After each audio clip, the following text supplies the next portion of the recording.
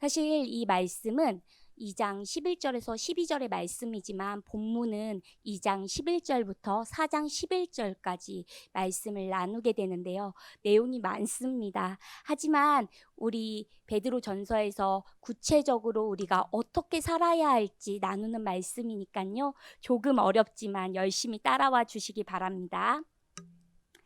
이제 베드로 전서의 중반에 들어왔는데요. 다시 한번 정리하고 말씀을 나누도록 하겠습니다. 오늘의 내용이 참 많은 듯 하지만 실제로 오늘 읽은 우리의 본문 2장 11절에서 12절이 이 긴 절의 핵심의 말씀입니다. 베드로 전서는 세상 가운데 핍박받는 이방인 신앙 공동체에 보내진 서신입니다. 베드로는 그들을 하나님의 택하신 백성, 흩어져 있는 나그네라고 부르는데요. 이 의미는 세상에 속할 수 없는 사람들, 또한 다른 표현으로는 아직 천국에 이르지 못한 모든 믿는 자들을 의미합니다.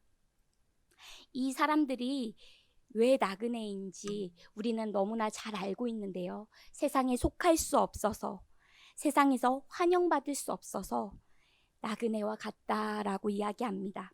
하지만 이들의 흩어짐은 분명한 이유가 있습니다. 하나님의 선하신 뜻을 위해 그들을 택하시고 부르셔서 세상에 흩으셨다라고 하나님께서 말씀하십니다. 베드로 사도는 이러한 그리스도인의 정체성과 구별된 삶의 방식을 택하신 족속이요, 왕같은 제사장이요, 거룩한 나라요, 그의 소유된 백성이라 라는 것에 담고 있습니다. 베드로 전서에서는 읽을 때 두 가지를 유념하시면 좋은데요. 첫 번째는 성도들이 당하는 고난의 의미입니다.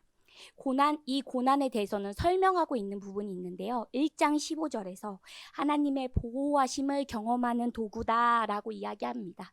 1장 17절에서 또 4장 12절에서 두 번 성도들에게 있는 거짓 소망과 그리고 세상을 향한 동요를 태워버리고 우리에게 본향과 주님에 대한 소망만을 기억하게 하는 연단의 도구다라고 말씀하십니다. 그리고 세 번째로 이 도구는 역설적이게도 우리의 믿음이 더 깊어지고 순전하게 만들어 칭찬과 존귀와 영광에 이른다라고 말씀하십니다. 그렇다면 이러한 고난을 당할 때 우리는 어떻게 해야 할까요? 잘 하면 되겠지요. 그런데 그냥 잘해서는 안 됩니다. 성경은 명확한 방법을 우리에게 제시하고 있습니다. 그것은 앞서 고난당하신 예수님을 성도들이 따라갈 모델로 제시하고 계십니다. 이렇게 할 때 우리는 하나님을 위해, 주를 위해 당하는 고난에 참여할 수 있으며 그리스도와 하나 되는 놀라운 신비에 참여할 수 있게 되는 것입니다. 두 번째로는 성도들의 선한 행실을 강조하고 있습니다. 하나님이 택하신 족속, 왕같은 제사장, 또 다른 호칭이 거룩한 나라인데요. 이 거룩한 나라에게 명하시는 것은 2장 9절 하반절 말씀입니다. 그들은 어두운 데서 불러내어 그의 기이한 빛에 들어가게 하시니에 아름다운 덕을 선포하게 하려 하심이라 라고 말씀하십니다. 이것을 어떻게 한다고 말씀하시는지 오늘 본문의 주제 11절에서 12절을 저희가 함께 다시 한번 읽도록 하겠습니다. 사랑하는 자들아, 거류민과 나그네와 같은 너희를 권하노니 영혼을 거슬러 싸우는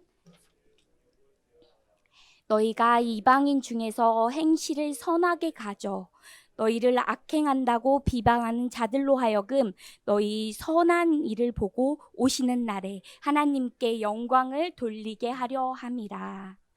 아멘.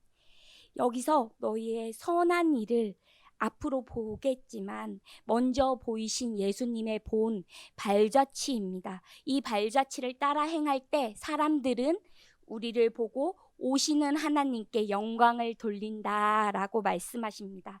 이 두 가지를 유념해서 오늘 본문의 말씀을 보도록 하겠습니다. 오늘 본문의 주제는 방금 읽었던 2장 11절에서 12절로 너희는 이방인 중에 선한 행실을 보여라 라고 말씀하시는 것입니다. 그것을 구체적인 삶의 자리 네 군데를 이야기하고 있는데요. 첫 번째는 2장 13절에서 25절 말씀입니다. 주제는 모든 제도에 순종하라는 주제로 말씀하고 계십니다. 두 번째로는요, 3장 1절에서 12절의 말씀입니다. 주제는요, 불신 가정에서 살아갈 때 성도는 어떻게 살아야 할까? 우리가 참으로 많이 고민하는 부분이죠. 세 번째는 3장 1절에서 12절의 말씀, 3장 13절에서 23절 말씀입니다. 세상이 성도들의 선행을 비웃을 때 성도는 어떻게 살아야 할지 보여주고 있습니다. 마지막으로 4장 1절에서 11절 말씀은 부당한 고난을 당할 때 성도는 어떻게 살아야 할지 말씀해 주고 있습니다. 오늘 이 말씀을 차근차근 저희가 봤으면 좋겠는데요. 이제 이 말씀을 제가 지난번에 나누었던 것처럼 잘 먹어서 빛 가운데 있지만 여전히 어둠 가운데 있던 삶의 습관을 이 자리에서 결단하고 나아가시기를 바랍니다. 주제 말씀 11절에서 12절은 베드로 사도의 두 가지 권면을 담고 있는데요. 11절은 첫째, 영혼을 거슬러 싸우는 육체의 정욕을 제어하라 라는 말을 하고 있습니다. 여기에서 세 가지 단어를 보기 원합니다. 영혼하면 우리는 영적인 것만 생각하고 있는데요. 사실 신약에서는 영혼하면은 영과 육을 모두 포함한 모든 하나의 사람을 이야기하고 있습니다. 두 번째로는요, 육체의 정욕하면 단순히 영과 육 또는 성적인 욕망을 연상하게 되는데요. 이것은 우리의 육체가 성령의 지배를 받지 않는 상태에 있는 것을 의미합니다. 그래서 제어한다라는 단어를 표현하고 있는데 이 단어는 원래 원 의미는 멀다, 옮기다 라는 의미를 가지고 있고요. 이게 마태복음 14장 24절에서 사용되고 있습니다. 배가 이미 육지에서 술이나 떠나서라는 단어와 동일한 단어입니다. 그러므로 배가 육지에서 멀리 있는 상태, 이것을 제어한다라는 표현과 같지요. 그러니까 성령의 지배를 받지 않는 것을 멀리한다라는 의미를 담고 있습니다. 가까이 하지 않는다, 가까이 하지 말아라라는 의미를 가지고 있습니다. 12절에서 두 번째 이야기가 나오는데요. 행실을 선하게 가져라 말합니다. 그런데 이 선한 행실은 특징이 있습니다. 후반절에 너희 선한 일을 보고 오시는 날에 하나님께 영광을 돌리게 하려 함이라. 이 선한 행실을 특징을 아시겠나요? 이 특징은 선한 행실이 눈에 보이는 행동이라는 것입니다. 그래서 그들이 악한 행동을 한다고 비방하다가도 이들의 선한 행실을 볼 때 마음에 찔림을 받아 회개가 일어나 하나님께 영광을 돌리게 하라는 말씀입니다. 우리의 선한 행실을 통해 다른 사람이 볼 때 마음에 찔림을 받아 하나님께 영광을 돌리게 하는 것, 그것이 오늘 전체의 주제입니다. 또 우리는 때로는 마음은 있는데 행동에 이르지 못할 때가 있습니다. 혹시 실수할까봐, 이번에는 하고 다음에는 하지 못할까봐 마음에 있는데 행동으로 이어지지 않고 우리 스스로 판단자가 되어 이렇게 실수할 바에 하지 않는 게 낫지, 다음에는 못할 수 있는데 하지 않는 게 낫지 단정짓고는 합니다. 하지만 오늘 말씀 속에서는 선한 행위를 보여라 라고 우리에게 끊임없이 권면하십니다. 이 두 가지를 기억하면서 나아갔으면 좋겠습니다. 나그네와 거류민이었던 성도들의 삶의 자리에서 어떻게 살아야 할지 나눌 텐데 우리의 삶과 비교해 보시길 바랍니다. 사실 저도 이 말씀을 보면서 미묘하게 스스로 옳다고 여기면서 행동했던 부분들을 발견했고요. 또 육체의 정욕을 제어하지 못하는 연약함 역시 발견했습니다. 저와 같이 모두 발견하셔서 하나님을 의지해 선한 행실을 연습함으로 말미암아 놀라운 신비, 은혜 가운데 하나님과 더 동행하시는 복을 누리실 줄 믿습니다. 첫 번째입니다. 나그네와 거류민들의 삶의 첫 번째 자리는 인간이 세운 모든 제도라고 말합니다. 여기서 제도라는 단어를 조금 주의 깊게 봐야 하는데요. 이 제도라는 단어는 하나님의 창조 질서에 부합한 제도를 의미합니다. 그때 하나님의 창조 질서에 부합할 때 너희는 복종하라 라고 이야기합니다.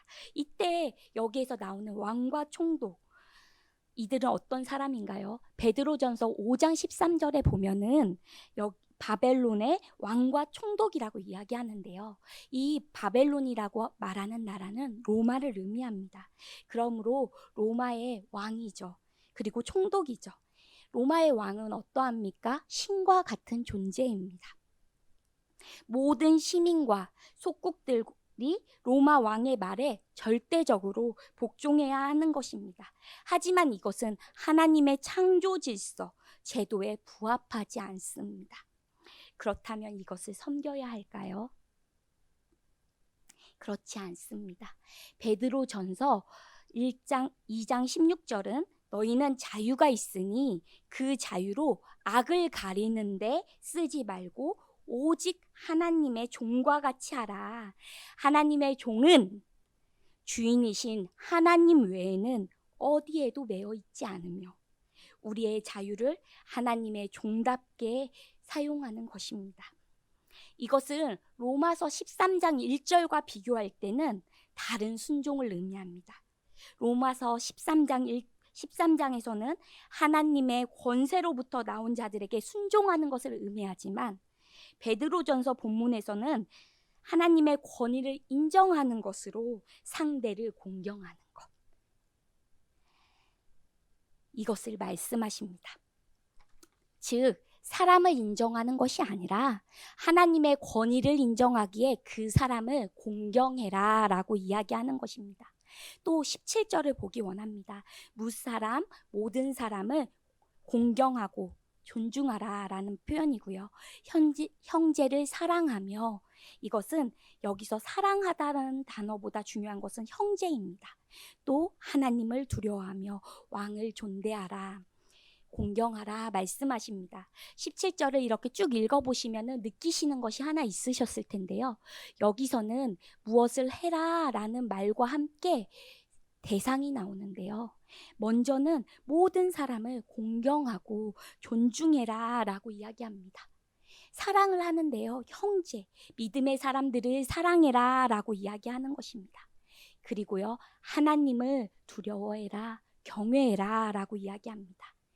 그런데 왕은 공경해라, 존중해라 라고 이야기하는 것입니다. 이렇게 보았을 때 우리는 모든 제도 속에서 왕은 하나님보다 앞설 수 없는 존재인 것입니다. 그렇다면 18절에서 범사에 두려움으로 행하라, 이것은 어떤 말일까요? 하나님보다 앞서지 않는데 두려움으로 행하라, 이것은 어떤 말일까요? 이 공경하라라는 단어인데요. 하나님의 권위를 인정해 하나님 앞에 이 말씀을 행하는 것 같이, 하나님을 앞에 모시고 말씀을 행하는 것 같이 두려워하라는 것입니다. 이렇게 할 때 우리는 상대를 절대 소홀히 여기지 않을 것입니다. 하나님과 같이 두려워하진 않지만 그를 존중할 것입니다. 이를 대충 하지도 않을 것입니다. 하나님 앞에 하기 때문입니다. 그리고 또한 대상이 선량하고 너그러운 주인뿐 아니라 까다로운 주인에게도 창조 질서 안에서 역시 존중하여 따라라 라고 권면하고 계십니다. 어떻게요? 그 이유에 나오는데요. 그리스도의 발자취를 따라해야 합니다. 이것은 예수님이 하신 일과 하시지 않는 일을 통해 구체적으로 설명합니다. 23절에 욕을 당하시되 맞대어 욕하지 아니하시고 고난을 당하시되 위협하지 아니하시고, 어떤가요? 누군가가 우리를 욕한다고 동일하게 욕하지 않습니다. 누군가가 우리를 위협한다고 동일하게 위협하지 않는 것입니다. 맞대응하지 않는 것입니다. 상대가 내 약점을 잡았다고 해서 상대의 약점을 잡지도 꼬집지도 않는 것입니다. 상대에게 무례하게 하지 않고 그 상황 속에서 지켜야 할 선을 지키는 것입니다. 그럼 예수님께서는 하지 않으셨는데 어떻게 하셨습니까? 23절 하반절을 보겠습니다. 오직 공의로 심판하시는 이에게 부탁하시며, 즉 고난을 받더라도 그분의 손에 모든 것을 맡기셨다라고 권면해주고 있으십니다. 예수님처럼 살아가라. 너희가 맞대응하지 말고 그 부분을 주님께 맡겨라 라고 말씀하시는 것입니다. 두 번째로 나그네와 거류민들의 삶의 자리, 두 번째는 불신 가정입니다. 1절에서 6절은 아내들에게 주는 권면이고요. 7절은 남편들에게 주는 권면입니다. 에베소서의 가정과는 권면이 왜 다르냐라고 하실 수 있는데요. 1절을 보면 그 차이를 알 수 있습니다. 에베소서는 믿음의 가정이었고요. 베드로 전서는 불신의 가정입니다. 또한 참고해야 할 것이 있는데, 이 시대의 가정은 남편이 믿으면 이 온 가정이 남편에게 속했기 때문에 남편이 믿는 그 믿음을 따라 믿을 수밖에 없는 상황이었습니다. 그런데 모든 제도는 창조 질서의 제도를 의미하잖아요. 이 제도에 부합하지 않으면 어떻게 해야죠? 따르지 않아야 하지요.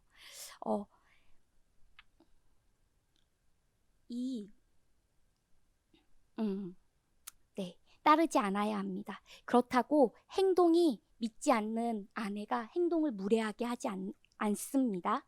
종교적인 부분에서는 순종하지 않으나 선한 행실을 통해 하나님을 보도록 하는 것을 두려움으로 하라는 것입니다.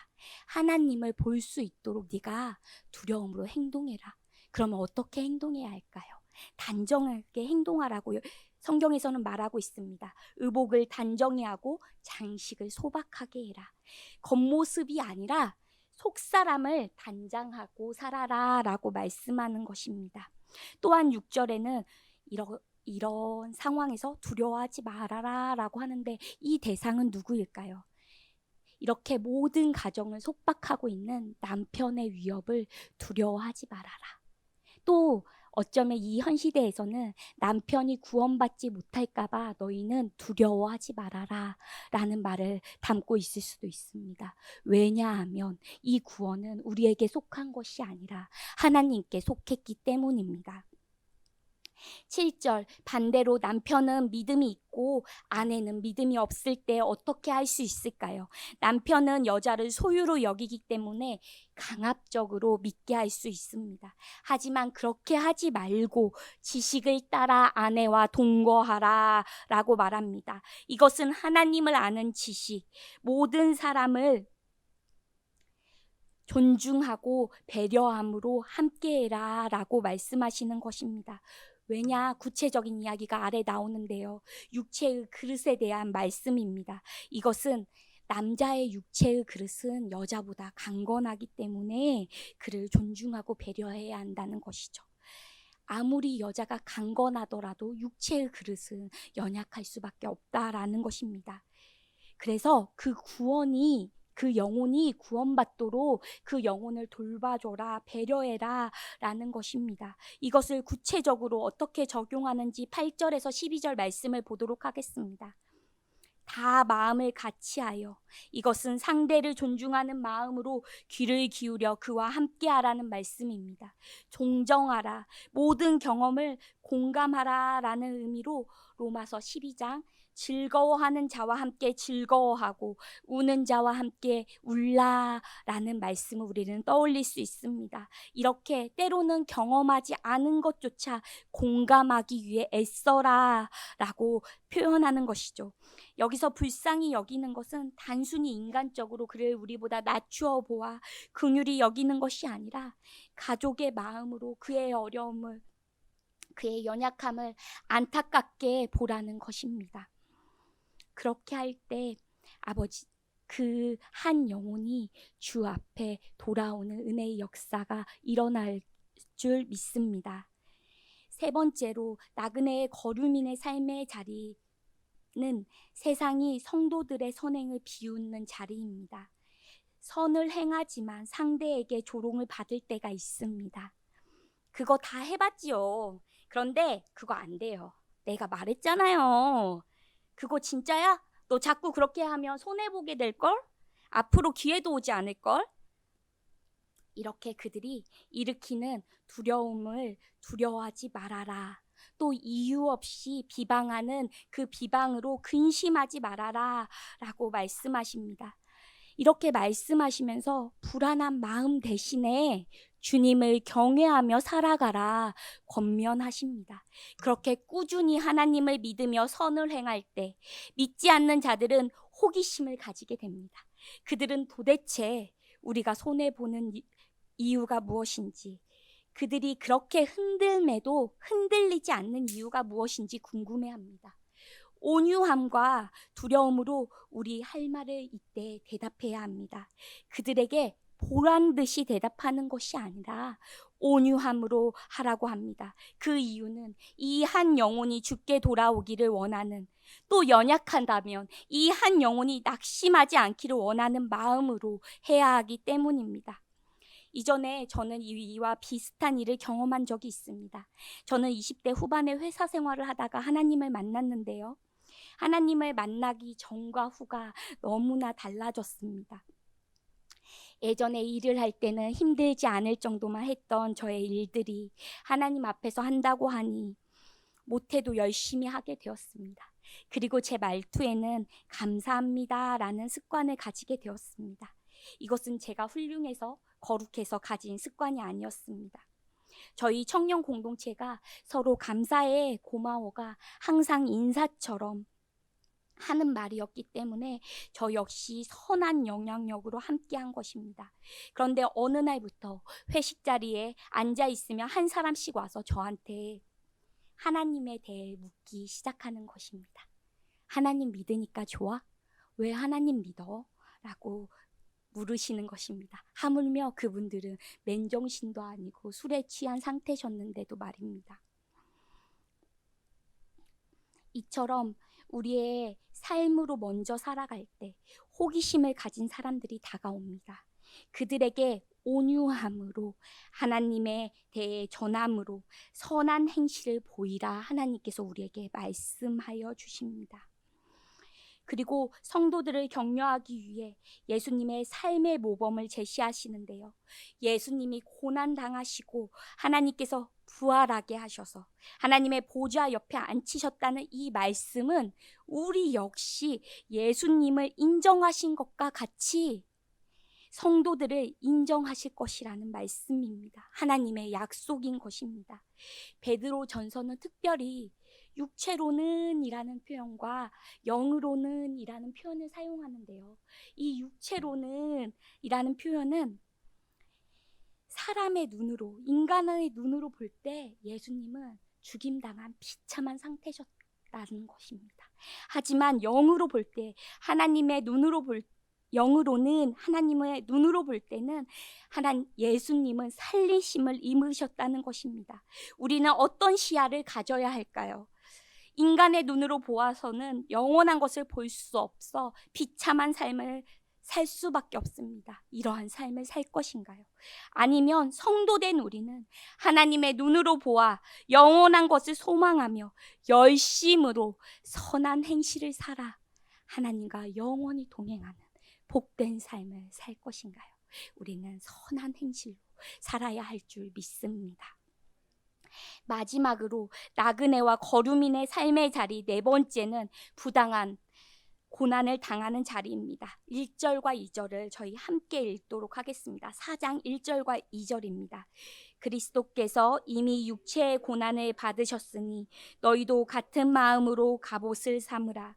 이는 육체의 고난을 받은 자는 죄를 그쳤음이니 그 후로는 다시 사람의 정욕을 따르지 않고 하나님의 뜻을 따라 육체의 남은 때를 살게 하려 함이라. 아멘. 이것은 어떤 말씀일까요? 죄를 짓기보다 예수님께서 당하신 그 고난을 기억하며 우리에게 닥쳐오는 고난을 기꺼이 감당하라는 것입니다. 예수님과 같이 고난을 넘어 하나님의 약속을 바라봄으로 하나님의 뜻대로 살라는 것입니다. 이것이 성도의 삶이라는 것입니다.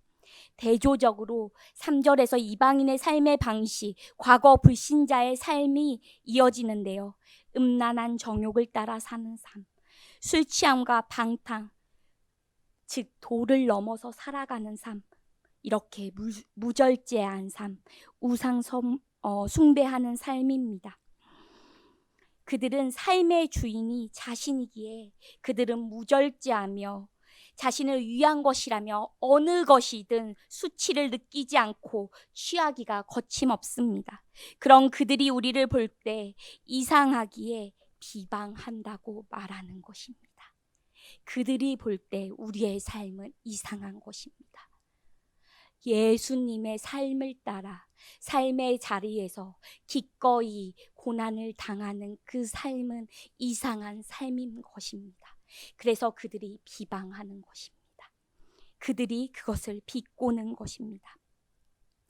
그리고 성도가 있는 곳의 삶은 참 삶이기 때문에 처음 나누었던 것과 같이 그들의 삶을 통해서 그들은 찔림을 받아 못 견뎌 비방하는 것입니다. 하지만 그때 우리는 선한 행실, 고난을 받음으로 선한 행실을 보이라 라고 말씀하십니다. 그리고 마지막 부분인데요.